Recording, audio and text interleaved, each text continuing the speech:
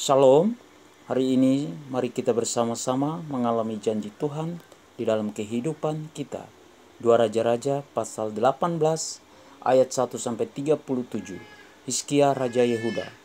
Maka dalam tahun ketiga zaman Hosea bin Ela, Raja Israel, Hizkia anak Ahaz, Raja Yehuda menjadi raja. Ia berumur 25 tahun pada waktu ia menjadi raja, dan 29 tahun lamanya ia memerintah di Yerusalem.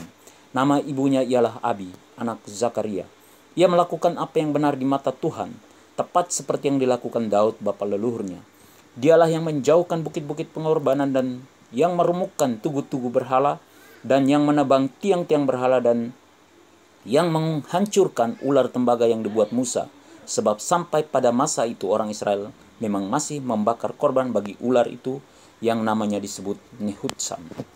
Ia percaya kepada Tuhan Allah Israel, dan di antara semua raja-raja Yehuda, baik yang sesudah dia maupun yang sebelumnya, tidak ada lagi yang sama seperti dia. Ia berpaut kepada Tuhan, tidak menyimpang daripada mengikuti dia, dan ia berpegang pada perintah-perintah Tuhan yang telah diperintahkannya kepada Musa. Maka Tuhan menyertai dia.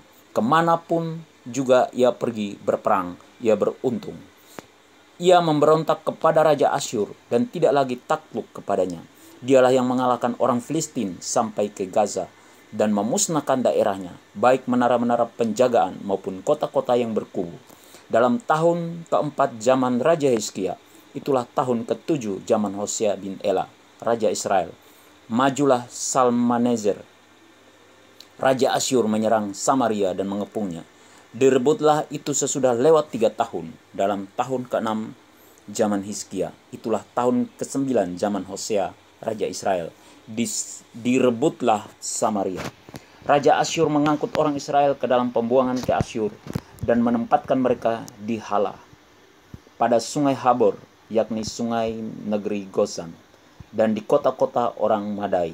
Oleh karena mereka tidak mau mendengarkan suara Tuhan Allah mereka dan melanggar perjanjiannya, yakni segala yang diperintahkan oleh Musa, hamba Tuhan, mereka tidak mau mendengarkannya dan tidak mau melakukannya. Yerusalem dikepung oleh Sanherib. Dalam tahun ke-14 zaman Raja Hizkia, majulah Sanherib, Raja Asyur, menyerang segala kota berkubu negeri Yehuda, lalu merebutnya. Hizkia Raja Yehuda mengutus orang kepada Raja Asyur di Lakis dengan pesan, "Aku telah berbuat dosa, undurlah daripadaku. Apapun yang kau bebankan kepadaku akan kupikul." Kemudian Raja Asyur membebankan kepada Hizkia Raja Yehuda 300 talenta perak dan 30 talenta emas. Hizkia memberikan segala perak yang terdapat dalam rumah Tuhan dan dalam perbendaharaan istana raja. Pada waktu itu Hizkia mengerat emas dari pintu-pintu dan dari jenang-jenang pintu bait Tuhan yang telah dilapisi oleh Hizkia Raja Yehuda. Diberikannya lah semuanya kepada Raja Asyur. Sesudah itu Raja Asyur mengirim panglima, kepala istana dan juru minuman agung dari Lakis kepada Raja Hizkia di Yerusalem, disertai suatu tentara yang besar. Mereka maju dan sampai ke Yerusalem. Setelah mereka maju dan sampai di situ, mereka mengambil tempat dekat saluran kolam atas yang di jalan raja pada padang tukang penatu. Dan ketika mereka memanggil-manggil kepada raja, keluarlah mendapatkan mereka Eliakim bin Hilkia, kepala istana, dan Sebna, panitera negara, serta Yoah bin Asaf, bendahara negara. Lalu berkatalah juru minuman agung kepada mereka, "Baiklah, katakan kepada Hizkia, beginilah kata Raja Agung, Raja Asyur, kepercayaan macam apakah yang kau pegang ini? Kau kira bahwa hanya ucapan bibir saja dapat merupakan siasat dan kekuatan untuk perang? Sekarang kepada siapa engkau berharap, maka engkau memberontak terhadap aku? Sesungguhnya engkau berharap kepada tongkat bambu yang patah terkulai itu, yaitu Mesir, yang akan menusuk dan menembus tangan orang yang bertopang kepadanya. Begitulah keadaan Firaun, Raja Mesir, bagi semua orang yang berharap kepadanya.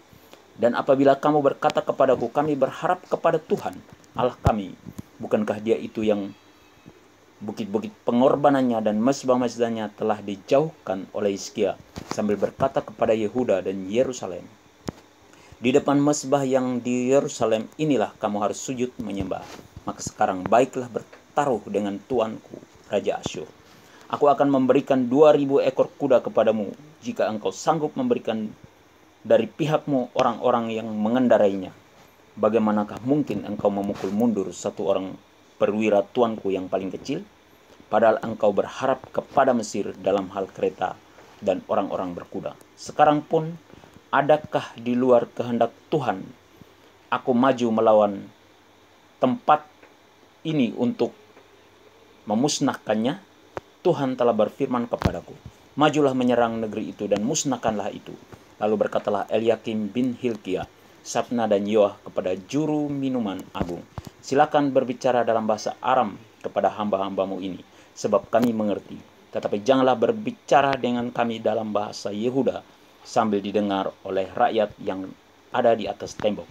Tetapi juru minuman agung berkata kepada mereka, adakah tuanku mengutus aku untuk mengucapkan perkataan-perkataan ini hanya kepada tuanmu dan kepadamu saja?